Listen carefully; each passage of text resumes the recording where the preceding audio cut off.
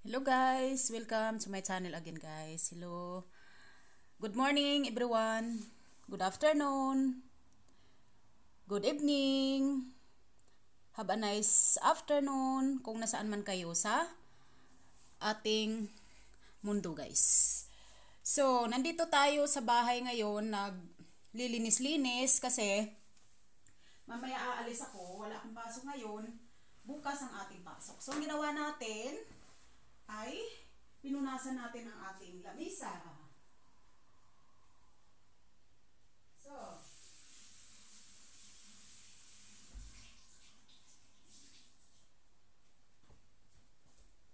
welcome guys to my channel. Hello. So, nandun tayo sa, inulit natin para maintindihan tayo ng mga viewers natin na from the English country or the country that speak their second English language. Kasi uso naman yan ngayon yung mga nagsasalita ng three language sa isang country. Kasi sa atin kasi sa Pilipinas, di ba three language ang salita natin? Kasi Spanish, English, and Filipino. So ngayon,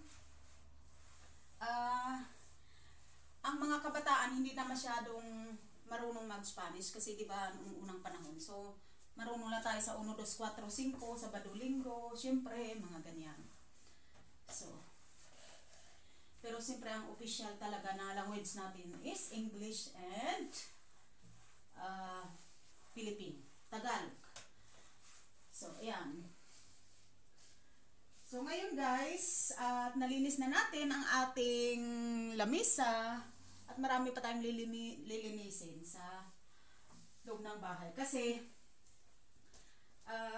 ayan, kumbaga, maraming mga dapat ayusin, maraming dapat lilinisin. Kasi, ay, nako, Diyos ko po. Ang daming lilinisin, maniwala kayo. Walang katapusan ang ating lilinisin. Araw-araw, naglilinis, araw-araw, nagluluto. So, yan. At, ngayon naman, pahiran natin itong tissue kasi ito ay para sa hygiene. So, lilinisin natin siya papatuyuin natin siya ng papel. Kasi mura lang naman itong mga ganito na binibili. So, halimbawa, pag nagluluto tayo ng manok, ito ang pangpunas natin sa ating kamay, tapos itapon. Kasi ang chicken ay maraming delikado ang mga niya na dala-dala. Mga bakterya. So, masarap ang manok pero kailangan talaga nating mag-ingat sa chicken kasi yan ay delikado pag hindi natin nalinis ng gusto ang ating pinaglutuan. So, yun. Kasi naranasan ko na yan guys noong maliit pa yung baby ko. Nung isang lalaki ko, maliit pa yun noon. Tapos, nagluto ako ng chicken tamad naman maglinis. So, yun. Siguro hindi ko nalinis ng gusto yung mga gamit. So, nagkasakit tuloy yung anak ko. Sa tingin ko yun yung dahilan. Pero sa awa ng Diyos, ay naku Lord, salamat talaga. Grabe. Lord, salamat talaga. Buti gumaling yung anak ko. Diyos ko po. Kung may imagine ko yung katangahan ko. Grabe. Tamad kasi. Minsan kasi, pag naglinis, dali.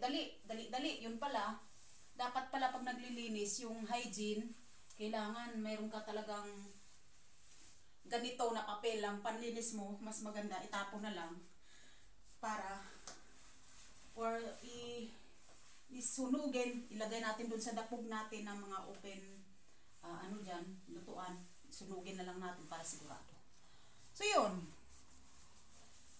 kasi guys, ang paglilinis is nakakagamot din sa ating pang araw-araw na buhay at nakakabawas tayo ng kunting lungkot sa buhay kung tayo ay busy bukod sa ating trabaho. Ito naman, masarap din ito. Ito guys ay tradisyon ng mga Austrian, ng mga puti. Kasi inubos na nila yung dalawang lalaki ko.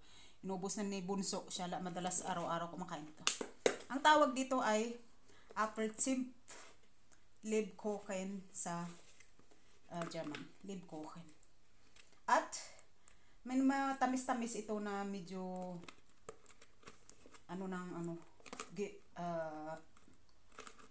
hiyab lasa. Amoy herb ang kanyang mga ingredients. So, ito. Sarap siya. Kaya tayo guys yan. Sarap. Parang may pagka-chocolate. Pero matamis talaga siya eh. Kaya hindi ako masyadong kumakain nito kasi sobrang matamis. So, lagay natin para meron pa abutan si Bunso mamaya. Kasi may pasok yun. Tapos, ito na ngayon ang pang-display natin guys. Ayan. Nilagay ko lang siya sa ganyan. Sa maliit na ganitong lagayan. Parang base. So, yun ang pang-display natin. Kasi, medyo nag-brown na yung kabila. Kasi wala tayong flowers. So, fresh dapat na flowers. Pero, tingnan ko mamaya kung meron ko dun sa labas. So, ayan ang pang-display natin guys. Ngayon, magkwentuhan muna tayo saglit.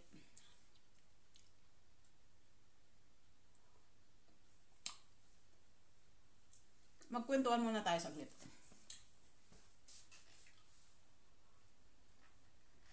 So, ito hindi ko na-display kasi mas lalo silang yayaman eh. Yung mga mayayaman kasi na company, natutuwa sila pag lagi nating sinusuportahan kasi lalo silang yung mayaman. So ngayon, okay naman yung magsuporta, pero mas maganda kung unahin natin yung mga maliliit na negosyo para mas lalo silang ano. Kasi yung mga yan eh, international ano na yan eh. Super rich na yan sila, kaya unahin muna natin ang suportahan ang mga maliliit na. Ito yung sinasabi ko guys. So, yun lang naman yung papel. Yun yung pang ano natin. So, yung ginagawa ko kapag hindi na ako gumagamit ng basahan. Kasi, yung sobrang madumi talaga ito nang ginagamit ko. Tapos itapon na. Kasi, yung basahan naman, lalabhan mo pa. Gagastos ka ng tubig. Gagastos ka sa kuryente. Diyos ko. Halos ganun din naman ang labas. So, ngayon, naghahanap ako ng malagyan nito. Dahil, mamaya, may pupunta ditong tao. So, parang maganda-ganda naman ang itsura ng bahay. Dahil nga may oras tayo ngayon. So, tayo ay linis-linis at magligpit-ligpit. So, ang sarap. Tapos parang gusto ko pa magkape. Magkape muna tayo guys. So, kasi habang nagkukwentuhan tayo, magkape muna tayo. Kasi dami ko pang nililisin. Hindi naman yan matatapos eh. Diyos ko. So, tatapusin ko lang yung gusto kong linisin. Kasi bukas, may pasok na naman ako. At mamaya, baka subuin ko yung anak ko sa sakay ng train dahil kasi hindi niya kaya yun commute ngayon dahil maulan. So, meron siyang scooter, kaya lang pag maulan naman, halos kasi ang ano niya, mga 8 kilometers kasi ang sakayan mula sa sa bahay hanggang station ng train eh. So, kapag wala kang sasakyan, basa ka talaga. So, ang gagawin ko, susunduin ko siya kasi wala pa siyang sariling apartment ngayon dahil nag-iipon pa yung batang yun dahil kararating lang galing ng Pilipinas. So, sabi ko sa kanya, mag-ipon ka na para magkaroon ka ng, mag-uupa ka ng sarili mong room kahit na maliit lang kasi para meron siyang, makatulog siya ng maayos. Kasi sabi ko, ang importante kasi para magawa mo yung trabaho mo ng maayos, kailangan, makatulog ka ng maayos. Kasi ganun ako eh, nagagawa ko yung trabaho ko ng maayos kung nakakatulog ako ng maayos din. So, kailangan, yung kasama natin sa bahay, mga kaibigan natin, o lahat ng pamilya natin magkakasundo guys. Huwag mag-away-away. Kasi, alam niyo yung away, yung tampuhan, yung simangutan, yung mga ganyang bagay, alam mo, hindi nakakadagdag yan sa atin guys, sa ating pang-araw-araw na buhay. Ang away at tampuhan at gulo sa pamilya, sa kaibigan at sa trabaho, alam nyo, hindi nagbibigay yan ng magandang energy. So, hindi mo nagagawa yung trabaho mo araw-araw ng maayos at hindi mo nagagawa yung... Ay, ayan. Naku, may tumutunog.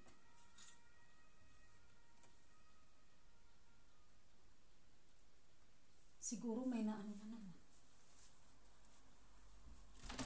Baka may nabangga na naman. Kasi pag ganyang nag-a-alarm, ibig sabihin, may banggaan yan, or kung hindi man nagbanggaan, mayroong sunog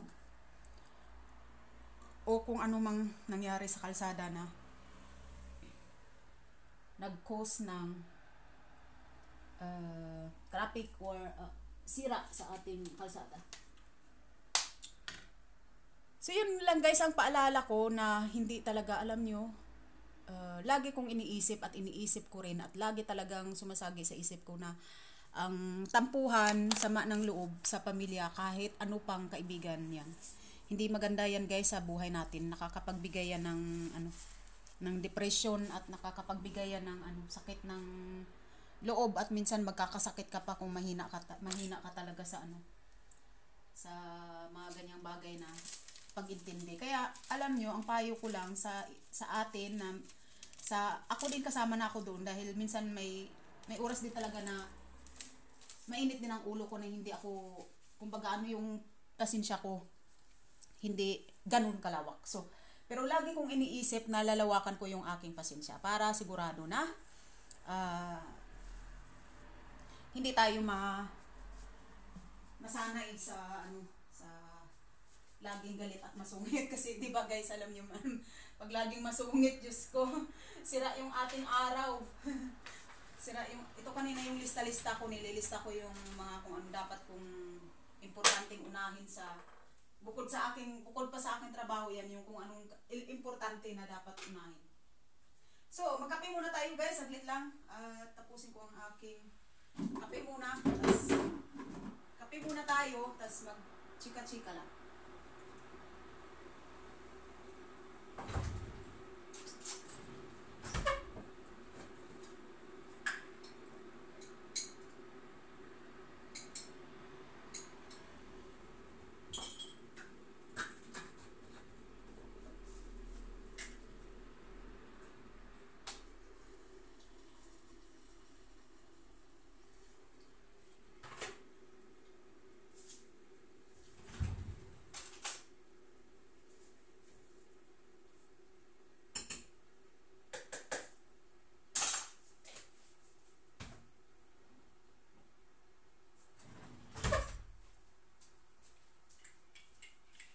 So, coffee tayo guys. Yan ang aking kape. Black coffee lang muna tayo ngayon kasi para hindi ako magbibili ng extra ng coffee mate kasi nga madalas kasi nagaano ako ng coffee mate. Bumibili ako. So, isip ko sa pag hindi ako bumili ng 2 linggo ng coffee mate, nakakatipid na din ako. So, yung tinitipid kong pera, dinadagdag ko sa pang ulam namin. So, kaya black coffee lang muna tayo. So, yun guys. Let's drink black coffee. So, yun.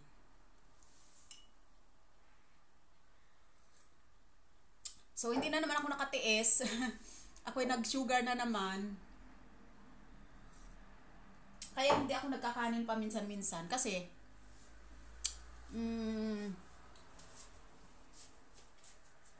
dahil hindi ako nagkakanin dahil ang kanin kasi 'di ba may asukal na 'yun. At dahil sa kape hindi ako makatiis. Ang kape kasi masarap talaga sa akin kung may asukal. So, pero tinatry ko na ina-adjust ko yung binabawasan ko yung sugar.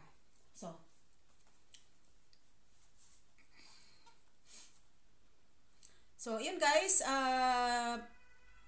ayun na. May sunog yan, may sunog. Ibig sabihin may sunog talaga siya.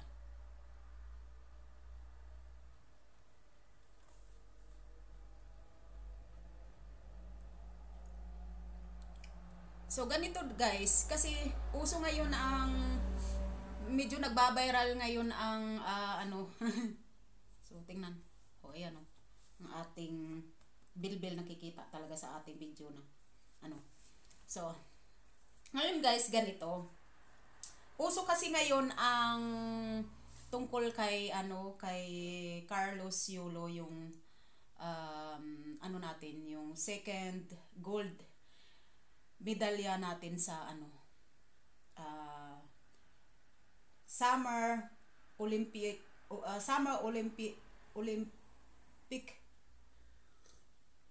Sport 2024.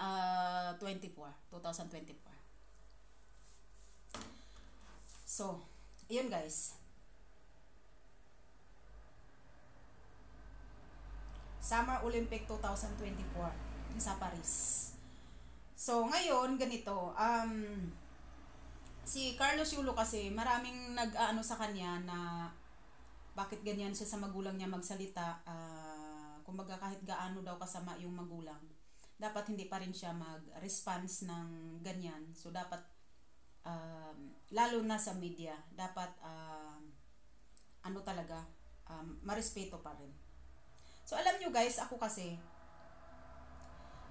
ang mga anak ko, may oras din naman na talagang sumasagot din sila. Hindi talaga naiiwasan na sumasagot sila ng pabalang. Kasi, minsan kasi, hindi ko naman guys lahat maibigay kung anong kailangan nila. Mayroon silang mga kailangan na hindi ko naman maibibigay lahat. Kasi, ano ba naman ako, isa lang akong trabahador.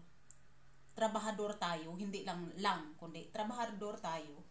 At siyempre, college level, hindi naman tayo college degree, hindi naman tayo degree holder. So, ang sweldo natin ay talagang halos budget talaga. Kailangan budget talaga siya para magkasya sa pangalawang linggo or pangatlong linggo. So, ngayon, siyempre paminsan-minsan, pag lumalabas kami, kakain ka sa labas, iinom ka ng kape, kakain ka ng hotdog, no? So, siyempre kahit sabihin na lang natin na doon lang yun sa turo-turo, kung iisipin mo, kahit paano gagastos ka pa rin. So, yun yung inaano ko na, kaya minsan, pag sa fast food, ang ginagawa ko, kasi ang fast food din, kahit saan ka naman, lalo na sa Pilipinas, mas mahal. Dito naman sa abroad, sabi nila, mura, pero kung bibilangin, depende doon sa kakainin mo. Kung kakainin mo is mamahalin, so wala rin, mapamahal ka din. Kasi may mga burger naman na mamahalin, may hamburger din naman na hamburger, isang pirasong hamburger lang, 2 euro lang yan dito, or less. So, okay na yun.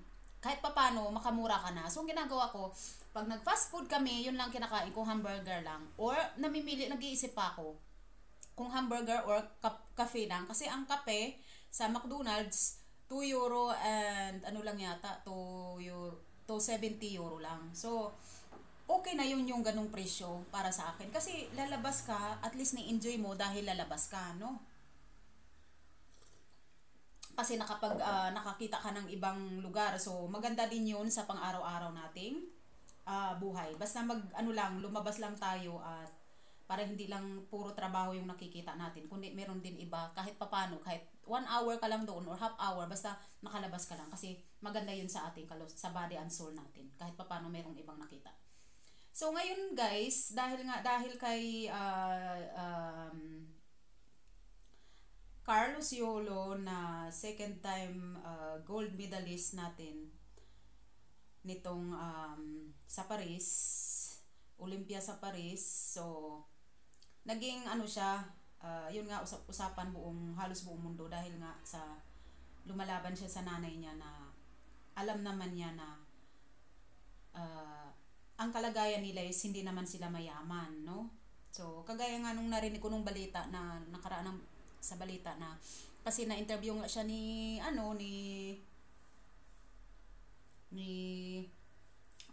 Tony Gonzaga, na sabi nga niya ang hirap daw ng pinagdaanan niya sa Japan kasi nag-training daw siya doon.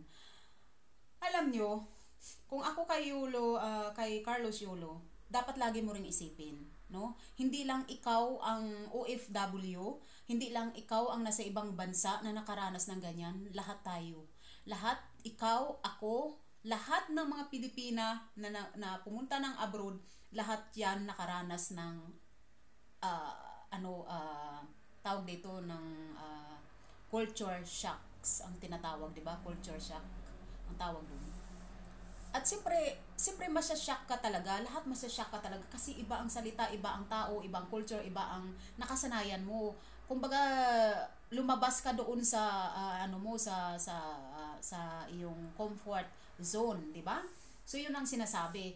Kaya para sa akin, kung naghirap kayo sa ibang bansa, lalo na kami. Bakit kami tumagal sa ibang bansa? Lalo na ako dito, 25 years na ako dito. Tsaka siyempre sa iba pa, sa lahat ng, sa buong mundo ng mga OFW at sa mga Pilipina na nakapag-asawa ng AFAM.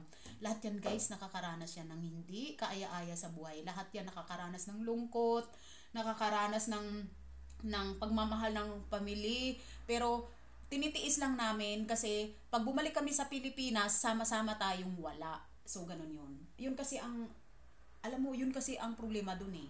Kapag bumalik kami sa Pilipinas, sama-sama tayong lahat na ang ulam natin asin. So para sa akin, payag, kung may abroad kayo, kung ang inyong kapatid, kamag-anak, kung ante man, or basta kung may mga kaibigan kayong nasa abroad, ipagdasal nyo na magiging mabuti ang kalagayan nila. Kasi ganun din kami. Dinadasal namin kayo na lahat ng mga kapatid namin kamag-anak, lahat ng mga clan, lahat ng mga magkakamag-anak, dinadasal namin, at relatives, kaibigan, kakilala, amo, dinadasal namin yan lahat para magiging malakas ang loob natin araw-araw at malayo tayo sa kung ano-ano mang klaseng sakit. So, at siyempre, i-bless tayo ng Panginoon. So, ayun guys, ang sinasabi ko na dapat ipagdasal natin ang ating mga kamag-anak kahit anong pagsubok pa yan. Kagaya ng anak ko, nung nakaraan yun, parang hindi niya ako maintindihan na sabi ko, nak, magtipid ka kasi wag puro gastos, dahil alam mo hindi natin habang buhay hawak ang ating kalusugan. So dapat talaga mayroon kang naitipi na itabi, or kahit papano bumili ka ng isang maliit na lupa sa Pilipinas or sa abroad man na mayroon kang hinahawakan sa sarili mo na, kasi ang lupa na yun hindi naman yan maagaw ng ibang lupa ng tao, basta nasa pangalan mo. Bumili ka lang kahit 100 square meter, basta meron kang hinahawakan na meron kang mapagpatayuan ng sarili mong bahay, na pagdating ng araw meron kang uuwian na walang makikialam sa'yo, na talagang sa'yo lang, kasi importante yun na meron ka sa sarili mo. Tapos ngayon, pag marami naman ang pera mo, di lalo kang bumili na, magdagdag ka ng lupa. Kung 100 square meter ang nabili mo, dagdagan mo in 3 years, in 5 years ng kung ilang ektarya man idagdag mo dyan, kung kaya mo, di ba? So, yun lang guys. Hinahanap ko kasi yung ni Carlos Yolo. Gusto ko sana ipakita sa inyo yung siya. Kumbaga, siya ni Elizabeth Oropesa. Parang nag-comment si Elizabeth doon. Si Miss Elizabeth Oropesa.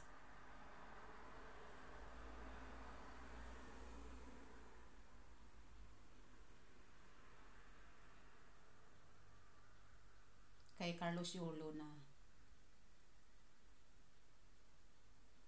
dapat igalang ang magulang.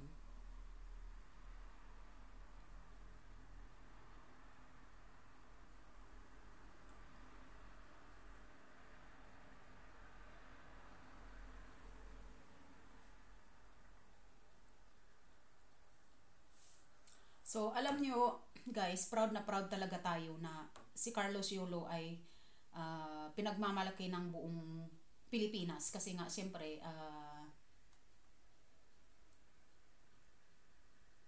nanalo siya ng gold, so gold ng 2 times gold medalya, kaya mas lalong sumikat ang Pilipinas sa buong mundo.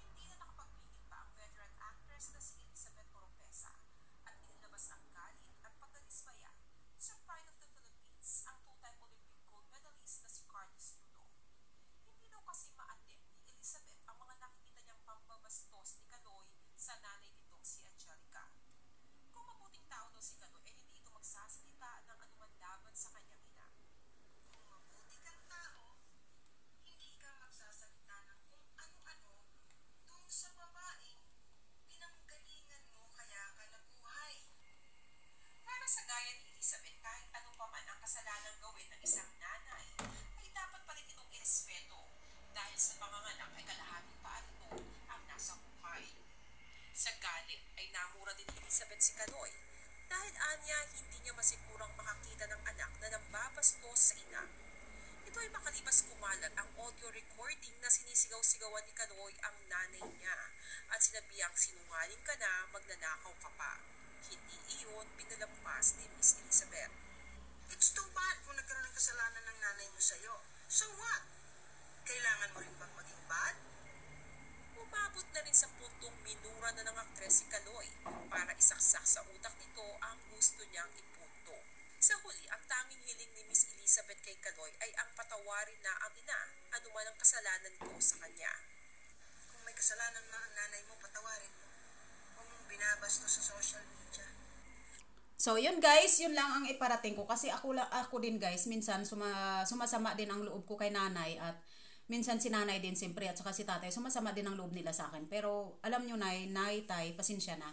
Pasensya na talaga kung minsan ang payo ko is sobra-sobra naman. Sobra-sobra akong magbigay ng payo na siguro para sa inyo sobra-sobra. Pero para sa akin is yun ay para lang talaga sa kabutihan nating lahat. Kabutihan ng mga anak nyo, ng mga kapatid ko, ng mga pamangkin ko. Yun lang naman.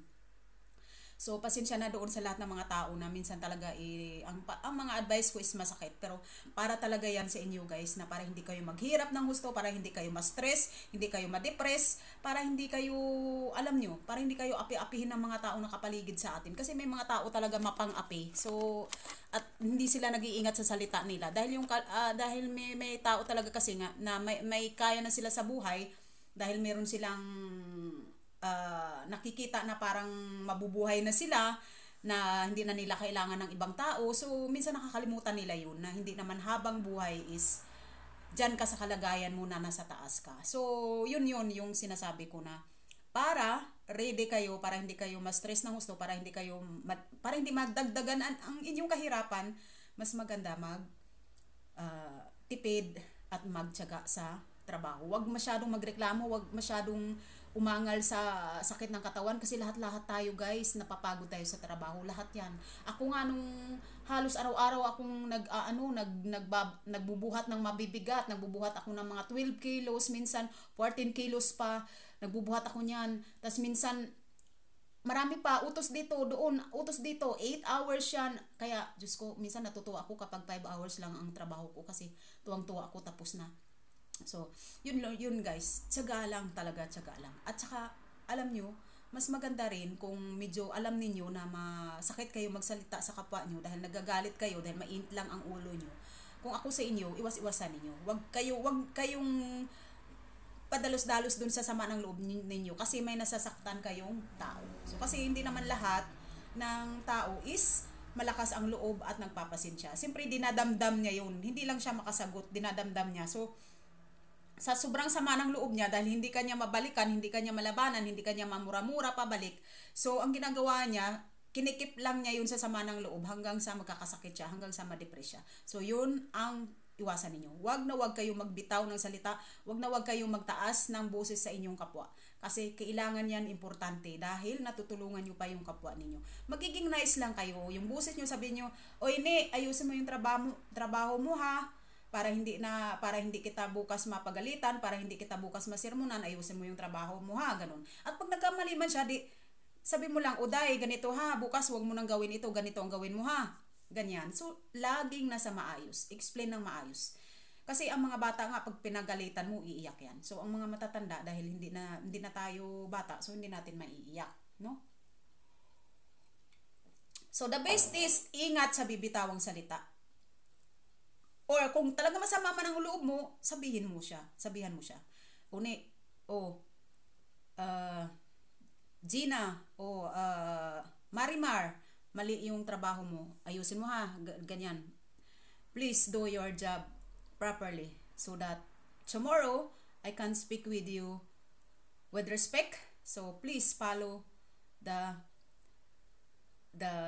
my idea, ganon, or my opinion. So that I will not shout with you or at you because shouting is not nice. So guys, please talk to anyone with respect. Yun lang guys. Maraming salamat. Thank you and God bless us all.